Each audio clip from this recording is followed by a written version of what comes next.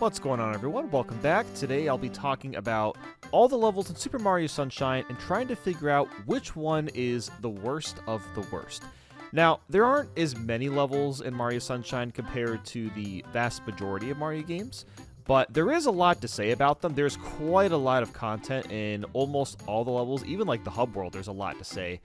So let's just jump right into it. We'll start, of course, with Bianco Hills. It's the very first stage that you end up going to, and Bianco Hills is a really great starting stage. And what I actually find kind of interesting about it is that it's not a beach stage. It doesn't start as a beach, even though Mario Sunshine's main theme really is all about like vacation. This is more of I guess you could call it almost like an old-timey kind of country-ish area. Maybe not country. I would almost call it like a European-themed kind of area. Just the way that the structures and the buildings look with all the different like windmills and things along the lines of that. I guess that's kind of like the best way to describe what Bianco Hills looks like. It's a very countryside kind of place, and it's got a lot of great shines. I won't be going into all the secret courses just because I have not memorized what every secret course is like, but I do remember like the very first one that you do for Shine 3 is a lot of fun. It's a great way to kind of introduce the secret courses.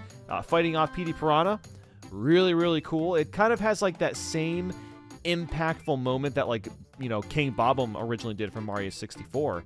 I don't know what it is, something about the way that you fight PD Piranha. I think it's just because like you have to use the flood pack, fill him up with water, ground pound his stomach, make him belch out water, which if you think about it, it's kind of nasty. But actually running through the level is really fun. And yeah, there's a decent amount of like interesting shines. I would probably still say the PD Piranha fight, the first one, is the most iconic.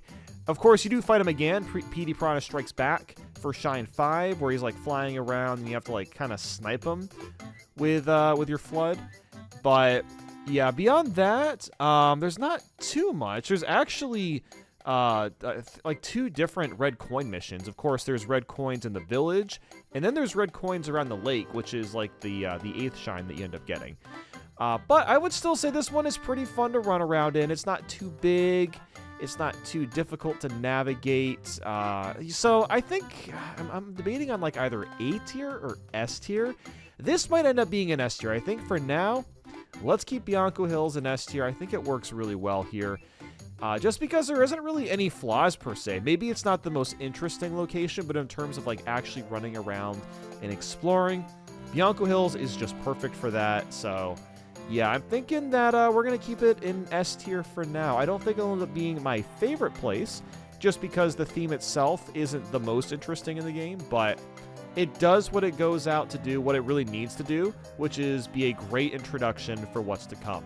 But real quick, I'd like to thank Uber Eats for sponsoring this video. Once a week, I like to take a break from cooking and get some nice tasty food stress-free, and I'll do that by ordering delivery right to my house. Uber Eats is by far one of the most convenient services out there. You can order from a large variety of local stores, fast food chains, and even more, and get it delivered right to your door. I'm a pretty busy guy. I'm always working on videos, so being able to order food every once in a while is a huge way of being able to save time and stress through Uber Eats. And you'll find all sorts of deals with a massive selection of restaurants available to you. Use my code BANDY15 to get $15 off your first order with a minimum basket size of $20. And thanks again to Uber Eats for sponsoring this video. So, after that, we have something which is actually a little bit out of the ordinary. I feel like we don't see these kinds of levels very often in platformers in general, and that's Ricco Harbor.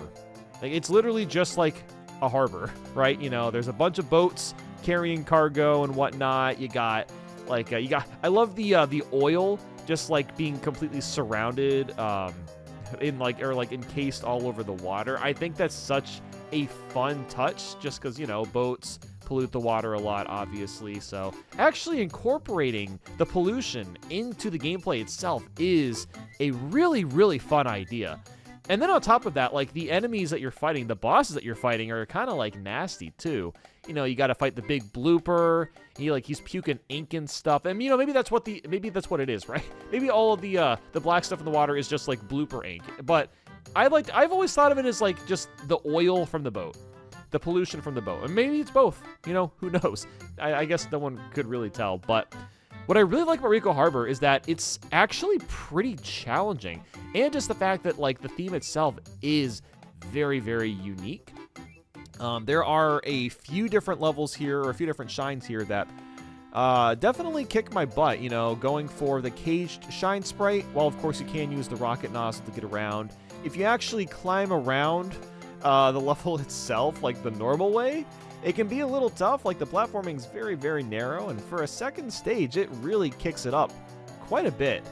But I really like it for that reason. And then it's got some really cool blooper surfing, and what I really like about the blooper surfing is you've got multiple different kinds of bloopers that you can ride, and they all control a little bit differently. They all have different speeds, and they didn't even have to go through that kind of effort, I think, to like make the level. They really didn't have to do that, but the fact that you can even kind of like choose how you want to ride the bloopers, I think is super fun.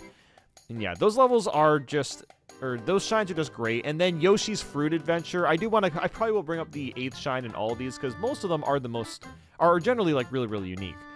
Yeah, Yoshi's Fruit Adventure is like a weirdly difficult star. Mario games are not always known as the most difficult platformers of all time, but I do think, Mario Sunshine is one of the hardest ones, if not the hardest 3D Mario. And yeah, wow, Yoshi's Fruit Adventure is pretty nuts because like, not only do you have to figure out how to get the fruit to Yoshi, which sometimes can be a little confusing on your first playthrough, but actually getting to the shine requires you to do the spin jumps accurately. And then if you fall in the water, you got to reset and do it all over again. And I remember when I was first playing this game, that shine took me forever because I didn't realize you could even do the spin jump with Yoshi. And once you figure that out, it's like, holy crap, Yoshi's actually super broken because like the spin jump is like obnoxiously powerful. Like it's way stronger than it should be. But that's also why I kind of love it. I'm trying to think if there's like anything else that's really worth bringing up. I guess you could argue that a flaw for this stage is that you fight the blooper twice, which isn't super interesting. You fight him for Shine 1, and then I think for like Shine 5 or something like that. You fight him on the helipad. So maybe that knocks it down points, but I also think just the fact that the platforming is so much more complex than it's even like Bianco Hills. I think I'm actually going to edge this one a little bit above Bianco Hills, like just slightly. And I don't think people necessarily agree with me on this, but I like the challenge of the stage. And even though it is really difficult, it can be unforgiving. There are no death zones for the most part. Like, yeah, sure, you could like run into the ink in the water and take damage, right? But like, if you're platforming and you're trying to like get to the top of somewhere and you fall, at the end of the day, you're not going to die. Like, you just go into the water and you have to redo whatever you were doing. But yeah, I think I'm going to barely inch it above Bianco Hills just because the shines themselves and the theming is a little more interesting. So now let's check out Gelato Beach. I guess you could say this is probably the most, I don't want to say generic, but like the most predictable. Yeah, let's say that. The most predictable place that you would go to in a beach-themed Mario game. So Gelato Beach, it really is just a beach. I guess like the most interesting thing about it, or most unique thing, well, there's really two things, right? There is the Sandbird mission, which is kind of infamous for being very, very difficult for beginner players, although eventually, if you play the game enough, you'll realize the Sandbird is actually stupidly easy. Like if you can see what I do. Like literally all that I do is I basically just like walk across the neck very slowly as the bird is turning, and then I just stay there. And then when it goes back to flipping forward, that's it, right? That's all you're really doing. It's very, very simple. But still, a lot of people don't really know how the Sandbird works, and it is a very iconic part of the game, I think. And then on top of that, there are a lot of Wiggler stuff to do. You've got, of course, the mirror mission, where the those aren't Wigglers, but the Cataquacks are on the mirrors, and you gotta kind of like ground pound the mirrors, which is a very interesting idea. I've never really seen a mission like that, like where you have to like ground pound a piece of a platform in order to make progress. Now that I'm thinking about that, that is actually very, very unique for a platformer. And then of course there's the huge Wiggler that like runs around the level for a shine. And there's the Watermelon Festival. And, oh, God, the Watermelon Festival still kind of sucks. I'm not going to lie. I think that mission alone does not allow it to be S tier. Just because, God, that mission is so miserable. Like, taking that huge watermelon from top to bottom. And, you know, I've played through Mario Sunshine multiple times. I've 100%ed it more times than I can count. I still hate that stupid mission. Like, I can beat it on the first or second try now, but it still just sucks. It's not fun to do. It's nerve-wracking the whole time, trying to push that watermelon across the bridge to get it to, like, basically to get it, like, you know, shredded up. So I think I'm going to have to put this, I would say either A or B tier. I almost want to throw this in A, but I think just because of the Watermelon Festival alone, it's going to be a high B tier. But it is a very great location. It's a lot of fun to run around, and that's what's really cool about Mario Sunshine is, you know, regardless of how you feel about the game, regardless about the blue coins, and how some of the shines are very, very challenging, all the levels, for the most part, are really, really fun to explore. They're always fun to just run around in, and that is why I do really like Sunshine. It's definitely not my favorite 3D Mario, but you got to give it points for you know, what it's worth. So let's move on to the next one. This is another really unique theme, and that is Pinna Park. Now, Pinna Park has a lot of really creative shines, and it takes place in a theme park. I mean, a beach-themed theme park, or amusement park, I guess. That's just awesome. And it's not even just for show. You actually use pretty much all of the different, like, parts of what you'd expect from an amusement park. I mean, your very first mission, you get on the frickin' roller coaster and you're shooting down Bowser balloons. I mean, like, that's awesome. I mean, can you think of another platformer where you get on a roller coaster and you gotta do something like that outside of, like, a roller coaster simulator?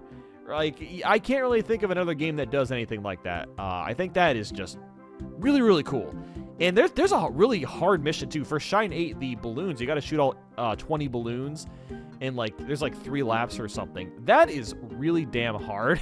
That can be frustrating, admittedly. But I just think it's so cool that there are actual missions based around a roller coaster. And then, of course, you have, like, the Ferris wheel at the very top, which is used for one of the climbing missions. And I will admit that mission is a little bit frustrating. The runaway Ferris wheel, that one can definitely be frustrating because of the platforming. And that's mostly just like the camera is a little uncooperative. But I would say for the most part, like, it's fine. And not only is it that, but you also have a little bit of beach to explore before even entering the Pinna Park. And there's a couple of missions to do there. You've got the wilted sunflowers, where you got to shoot at the eggs. Those weird turtley egg guys come busting out. And I guess they were, like, sucking up all of the sunflower's energy or something. So there's actually a lot of really creative and really enjoyable things to do in Pinna Park. But with that said, I do think the roller coaster balloon mission can be a little... It really does peak on almost being too frustrating. But just because the theme is so cool, like, I don't know, I feel like we gotta throw this in S tier still. Like, it just feels weird to not have it in S. I think it's gotta be... Maybe it's low S, and, man, I don't know. But the thing is like, I love the theme way more than Bianco Hills. So, you know what? We're going to do this. We're going to swap it. Let's throw Pinna Park right here. I think this is going to work. And then, yeah, we'll throw Bianco Hills there. Maybe I'll move these around later, but I think this actually works. It just feels weird for this to not be an S tier, because it is such an awesome level. I really, really like Pinna Park a lot. Okay, let's move on to Sirena Beach. So it's another beach theme level. It is, I guess, like, there's a couple unique things about it, of course. You know, obviously, as you can see, it takes place in the evening. There's a nice little sunset, so it's a little bit different from Gelato Beach, which is nice. There are, like I've been saying for pretty much all these, a few really, really cool shines. Like, the first one you do is the Manta Storm, and you're taking on, like, this big, like, electric manta ray. And I think that mission is just, it's so cool. Like, it's honestly just so sick. Because, like, this thing is freaking huge, and the only way to destroy it is to keep zapping it with water. And it gets smaller and smaller as you're going, but the smaller that the manta rays get, the faster they get, and then your water keeps running out. There's so many things you have to consider while taking on the boss fight, and not even including that the ink itself it's a different kind of ink, or a different kind of like sludge, I guess. It's electric sludge. So touching that, as well as the manta rays, does damage. So the game's really picking it up in difficulty here, but it feels fair. That's what I like about the stage. It really does feel fair. Then on top of that, once you do that, you do a lot of the levels in the actual hotel, which I guess is called Hotel Delfino or something. But yeah, this is a lot of fun. It's got quite a few unique missions here. I think probably the most unique one is the King Boo fight, where basically you go into a casino, you do some slots and stuff, and or no, the slots is for a secret mission, but that is a part of the hotel too. But basically, you'll fight King Boo, and you have this roulette machine spinning, and you have to throw these peppers at King Boo to attack him, which is very, very different. And I could see some people not liking the King Boo fight just because it's complete RNG, whether or not he's gonna give you the pepper to throw at him. Because a lot of times, when you're spinning his roulette, he's just going to give you enemies to fight, or you'll get coins or something, right? It could take quite a while technically to finish the fight, depending on the RNG. But even still, just the entire premise is just so weird. And that's what I love about Mario Sunshine, is that because the theming was so limited, the theme literally was beach.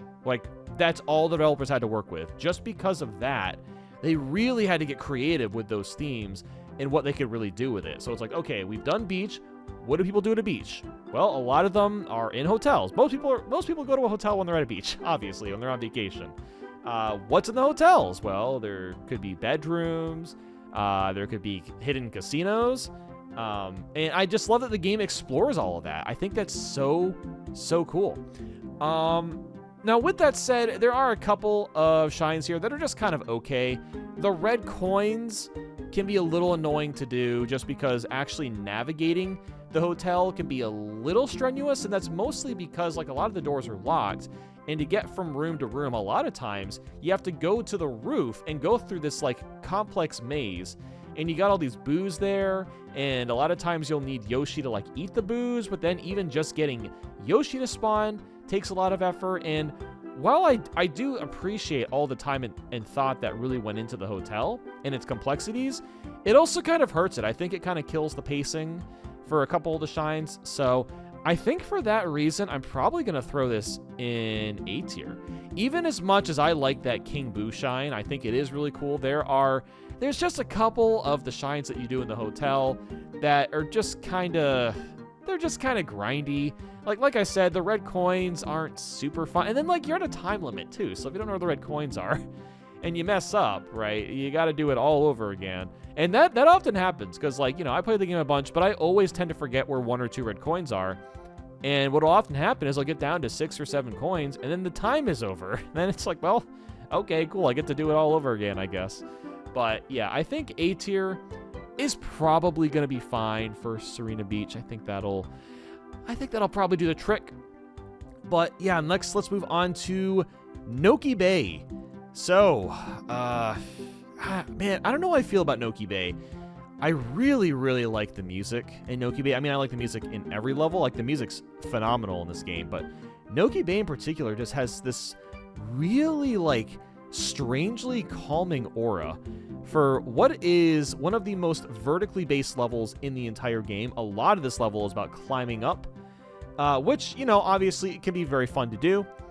But there's just a lot of shines here that aren't very fun. And, I haven't even really brought up the blue coins because you could argue that the blue coins suck in all the levels. But I think especially in Noki Bay, the blue coins are just ridiculous. They are so obnoxious to collect. So many of them are in these tiny crevices in the wall, or they're hiding behind a wall and you have to shoot water at it for it to show up. And it's how am I supposed to find half of this crap? And that's just kind of how it feels for a couple of the shines. I do think there are, I would say probably half of the shines in Noki Bay are fun to do. I really like the Piantissimo race where you have to race across the water. That one is really cool. I do like uncorking the waterfall, and you gotta throw the bombs at the Monty Mole. I think climbing up there can be fun as well. But like the boss of Tricky Ruins, that one is it's just kind of obnoxious to climb up. And then it's like, oh, at the end you gotta fight another blooper. Like, okay, cool. This is our third blooper fight now. And then like the dentist level also is like really obnoxious. Like, it's really cool. I love the fact that you have to use your water to clean a fish's teeth, or an eel's teeth, I guess. That concept is so funny. Absolutely hilarious. But it's just not fun to do because like you're stuck in the water. It's really hard to aim your shot. Like, sure, you can technically just use like the typical nozzle, but you're gonna want to use like the hovering one, because otherwise you might get sucked into the eelie's mouth. So yeah, the dentist mission isn't that fun. Then the red coins in a bottle. Some of those red coins can be super annoying to get as well. Like, there's something about the physics in the bottle itself that are just like super wonky. And you know, I played the game so much that I can work around the physics, but I also remember, like, you know, the first couple times I played the game, for that red coin mission was just so annoying because I would like swim towards a red coin and then the game would shoot me up, or like to the very top or the very bottom for like no reason. I'm like, okay, what's going on here? Why is the game doing this? It doesn't make any sense. And yeah, I'm just trying to think of like, I think that's the biggest issue with Noki Bay. Like, the level itself is very cool. I love the theme of it. It's just not that fun to explore. And I think that's a big problem because like most of the levels, like I said, pretty much every level in the game is fun to just run around. This one, not so much. You know, the climbing aspects, some parts of Noki Bay are very fun to climb. A lot of it isn't. A lot of it is just kind of annoying and slow and tedious. But I do think just because like the theme is really cool, there are a couple of decent shines. I'm going to go ahead and throw this in C tier. I think C tier is probably okay for Noki Bay. I could even see some people arguing for like a D tier or F tier. But I still think there are a couple of cool things about Noki Bay. So yeah, we'll just keep it in C, and I think that'll work. So next, we've got Pianta Village. And Pianta Village is an interesting one because it's kind of like Bianco Hills. It's another one where you're just kind of like running around a village, but it does have a lot more to it, of course. What I really like about this one is, again, I've been saying this for pretty much all of them, but like there's a lot of really cool shines. There's a lot of very interesting ones. Of course, you've got the Goopy Inferno, where everything, like the entire village turns into lava, basically, and you don't have your flood pack, you can't work around it, so you have to find ways to get around. And you can take like this underground path, which is really interesting, like the way that works. You have to like climb through all the girders and stuff. That's really cool, and there's like a ton of different like exits that you can find. I think that's just really, really neat. Then, of course, you have a couple of like different chain chomp theme shines where you have to like throw the little chain chomplets into the water, or you got to give the angry chain chomp a bath. That's really cool. And then even like the Fluff Festival coin hunt. Well, I do think that one can be a little bit finicky at times. It is also really, really interesting the way they kind of went about it, because there's so many red coins that are just like floating in the sky, and the way you have to like use that swing to like get your way around, I think it's just really, really interesting. And I think probably one of the most interesting stars in the entire game is in Pianta Village, and that's the one where you literally have to shoot the sun. You have to climb up really high, aim your nozzle at the sun, and if you shoot it for long enough, you get a shine from the sun. Like, that's just such a fun little puzzle right there. Like, stuff like that is why I love Mario games. Like, it's just one of those like little things that Nintendo did not have to go out of their way to do, but I really like that they did it, because it's like, it's one of those moments where when you're playing the game for long enough, you start thinking a little more outside the box. Because, you know, I don't think a typical person would think to shoot at a sun, but like, you know, if you're playing for a while and you're already like really high up, you're going to probably do it by accident, trying to figure out, you know, how to get the red coins and whatnot. So I just think it's cool you can actually get a shine shooting a sun. That's just, it's very, very clever. Can very much appreciate that. So where do I want to rank this? This one's honestly a little bit difficult. I don't know if it qualifies as an S tier, but maybe an A tier. I want to argue an A tier. I actually think, well, the thing is, it's a little bit more fun to explore than Sirena Beach, so let's put it above that. I guess we're going to keep it at an A tier. I don't know if I want to put it, I'm trying to decide, well, maybe it is an S tier. I don't know, I'm not sure. Now I'm like really thinking about Bianco Hills. Maybe Bianco Hills isn't even an S. Maybe Bianco should be an A tier. Like, maybe it should, just because it's not the most interesting location. But, like, I'm really thinking about the shines. The shines are a lot of fun to do here, and they are very fun in this mission, too. I think they're more interesting, actually, than Bianco Hills. So, you know what? Screw it. We're going to throw this in S tier. Maybe it seems crazy to have this many levels in S, but that's just how I feel about it. I really like the stage a lot. I think it is really cool.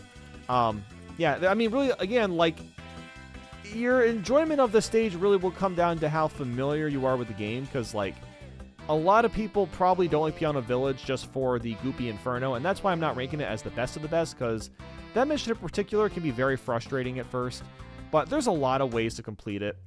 And I just think the general variety of missions here really pushes it up to S tier. So we've only got a few more left. Let's move on to Corona Mountain.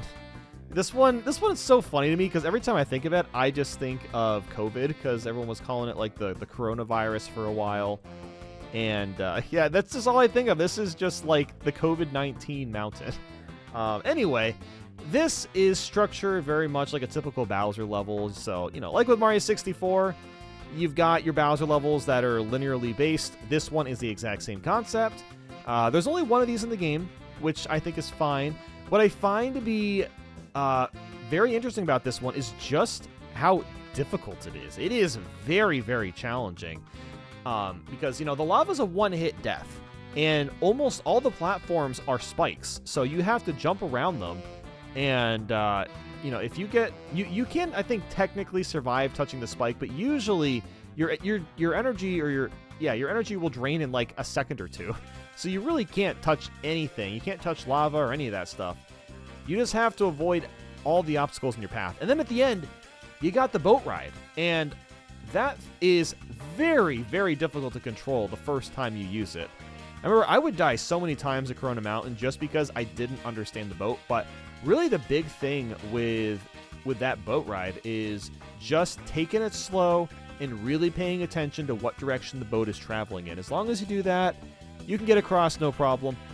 Even with that, though, what I will say is the blue coins. Again, I'm not really talking about blue coins overall, just because, like, they're kind of obnoxious in every level. But in this stage in particular, the fact that there are so many that you have to get on the boat is just terrifying. I really do not enjoy getting blue coins. Even though I can do it, it just takes so long. It's not fun. It's way too easy to die, because if your boat touches a rock or anything, if it really just touches anything at all, it's going to sink into the water, and then you're dead. And then the game is like, okay, cool. How about you collect 8 blue coins, or 8 or 9 or something like that? I think it's just kind of obnoxious. But it does have a really fun Bowser boss fight. You know, you've got the hilarious "How dare you disturb my family vacation" scene. Gotta love that. And fighting Bowser while he's in a bathtub, that's so goddamn weird. I love how bizarre that is. So, don't know where to put it. The thing is, like, it's a short level. That's the thing. There's not much to it. Like, the boss is really cool. The stage itself is fun to play, but, like, the boat ride is definitely frustrating. And it is very, very short. I don't think I can put it higher than, like, B tier, to be quite honest. I think it needs to be somewhere in the B tier. Okay, I'm thinking we're gonna throw this. Oh gosh, I really don't know. You know what? Let's do low B tier. I think low B tier probably works. I would still rather play Gelato Beach than Corona Mountain, to be quite honest. Okay, but now, even though we are technically done with the levels, there's still 2 more places we can check out, and I want to talk about Delfino Plaza, because this level is absolutely amazing. I almost want to put it at the very top. I think this is actually going to be an S tier. And what I really like about this is that it kind of takes the idea of Peach's Castle from Mario 64, where the entire point of it was to be like a hub world, to be able to get from place to place, but also be fun to run around. And what I love about the plaza is that it does all those things. It's fun to run around. It gets you from level to level, but there's also way more stuff to do. There's tons of hidden shine sprites to find. You've got bells to clean off. And there's even like really difficult and hard to find missions, which maybe that kind of knocks it down a bit, because like you got to do the pachinko game here. You got to do the lily pad ride. Those really suck. Or I guess like those two missions in particular are not fun to do whatsoever.